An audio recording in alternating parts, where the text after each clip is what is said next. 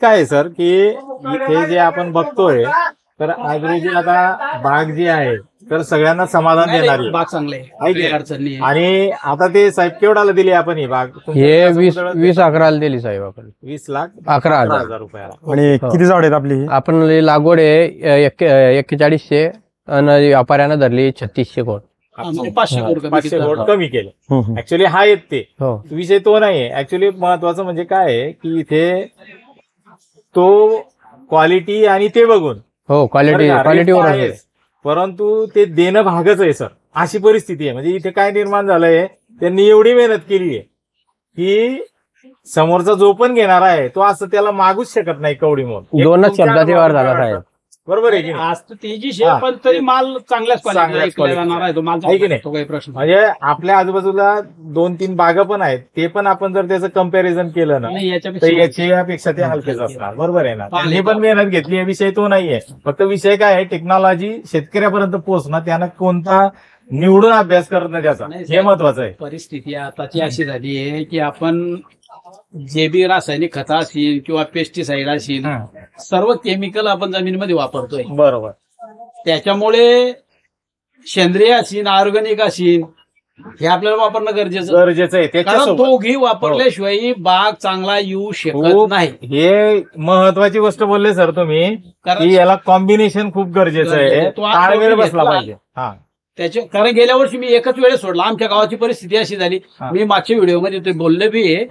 आमच्या गावामध्ये जवळपास गाव छोटस आहे, 60-70 घराची वस्ती आहे, पण 5 लाख केळीची लागवड आहे. बरोबर. भरपूर लागवडी केळीचं पीक घेणारं गाव आहे.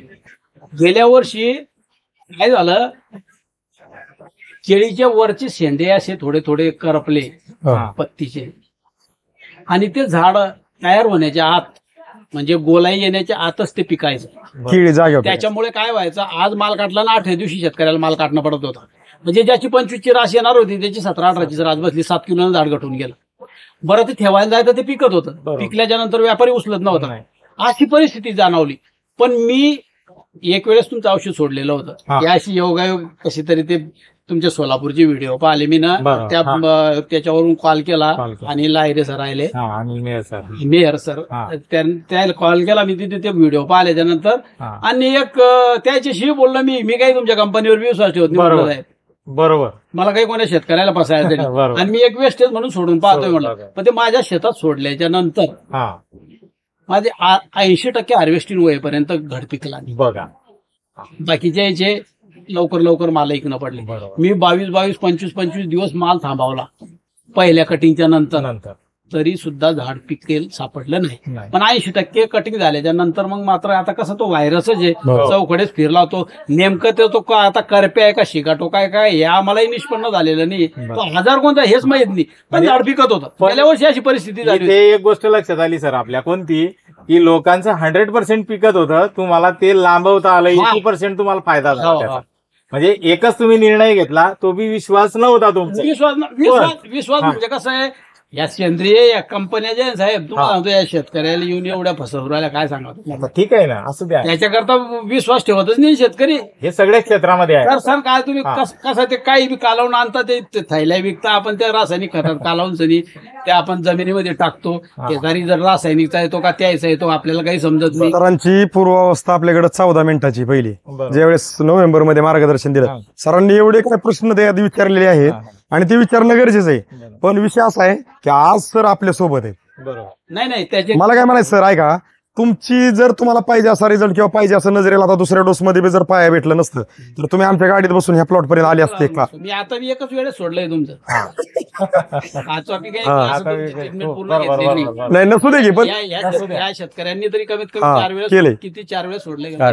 फवारण्या पण घेतल्या. फवारणी मी घेतली होती तुमच्या याची, एक फवारणी घेतली. फवारणीमुळे एवढा फायदा झाला साहेब. हे बा, अंतरी चालली थोडाची, त्याचा जो कलर घडाचा तो एक्सपोर्ट, म्हणजे एक्सपोर्टला जाण्यासारखा क्वालिटीचा एकदम पोपटी कलर येतो. हा महत्वाचा मुद्दा आहे. कारण माल कलरवर विकला जातो, तो गोड लागतो का फिका लागतो याला काही घेणं नाही. कव्हर चांगला पाहिजे. हा, ते महत्वाचं. आता माल विकला जातो तो कलरवर विकला जातोय. आणि ऑर्गॅनिकचे फायदे ना, ते गोड बी लागणारच आहे ना. साहजिक आहे ना, त्याच्यापासून फायदाच होणार आहे, खाणाऱ्याला पण फायदा होणार आहे. खाणाऱ्याला पण फायदाच आहे ना. बरोबर. कारण पहिले तर आपल्याला माणूस वाचवायचा आहे, हो. बाकीचं मग ते पाहतो जे काय होतं ते. बरोबर बरोबर. कारण केमिकल इतकं झालंय जमिनीमध्ये की विचारता होईनी जाईल कठीण परिस्थिती. ऑर्गॅनिक किंवा सेंद्रिय वापरणंच गरजेचं आहे. कसं पण या कसं कंपनीचं वापर कसं केलं पाहिजे ह्याचा ताळमेळ आपल्याला कसा गाठला पाहिजे? एक 60 ते 65-70% तुम्ही काय वापरायचे वापरा, पण 35 ते 40 किंवा 30 ते 35% तुम्ही ऑर्गॅनिकची जोड, केमिकल आणि ऑर्गॅनिकची ज्यावेळेस जोड घातली जाईल, आणि मी म्हणतो मार्केटमधली कुठली कंपनी असू द्या, शेतकऱ्यासोबत पहिल्यापासून शेवटपर्यंत राहिली पाहिजे, बरोबर. तरच त्या कंपनीला शेतकऱ्यांनी स्वीकारलं पाहिजे. नाही, म्हणजे मी हे कशासाठी बोलतोय पाटील साहेब, आज तुम्ही सुद्धा त्या पूर्वावस्थेमध्ये लय बोललेत, हो. ते तुम्ही खूप वेळ नाहीत बोलले, ते पोटतिडकीने बोललेत. मला ते आरोप नाही तुमच्यावर करायचा, कारण तुम्ही काय आणि प्रत्येक शेतकरी काय तुमच्यात. मला काय म्हणायचंय, आज हे सगळं चाललंय ना, आपण सगळ्या गोष्टीला निमित्त आहे. बरोबर. आपण जे काय वापरणार आहे ते जर ओरिजिनल असन आणि त्याची प्रचिती आपल्याला दिसत असन, आणि दिसत असून जर आपण थांबत असन, तर आपल्या समोर प्रत्यक्षात देव जरी आला तरी तुम्हाला असन किंवा मला असन कोणी वाचू शकणार नाही. बरं. आपल्याला आपल्या नजरेला ज्या वेळेस इथं दिसतंय आणि दिसून आपण असं म्हणलो, साहेब लय महाग आहे, साहेब असंय, साहेब तसंय, मग ह्याची उत्तर कुणालाच नाही मिळणार. नाही, पण तुम्हाला काय वाटतं ह्याच्यावर? ते बरोबर आहे तुमचं म्हणणं, उत्पन्नात वाढ होते ही गोष्ट हो. खरं आहे. तुम्हाला प्लॉट प्रॉब्लेम मध्ये मला वाटला तुम्ही एखादा बेसळ वाढवणार, वॉटर सुलेबल वाढवणार, मग तुमचा खर्च वाढला. आता इथं आपल्याला गणित कुठं जुळून द्यायचे, आता तुम्हाला प्रॉब्लेम वाटलाच नाही तर तुमचं खताचा खर्च कमी होतो, वॉटर सुलेबलचा खर्च कमी होतो, आणि तुमचा खर्च आहे त्याच्यापासून माझं वैयक्तिक मत आहे, समजा 30% खर्च जरी वाढला, पण 30% खर्चामुळे जर तुमच्या प्लॉटमध्ये 1000 झाडामध्ये 1 ते 1.5 लाख रुपयांचं जर उत्पादन वाढत असेल, ही कधी कळणार आहे?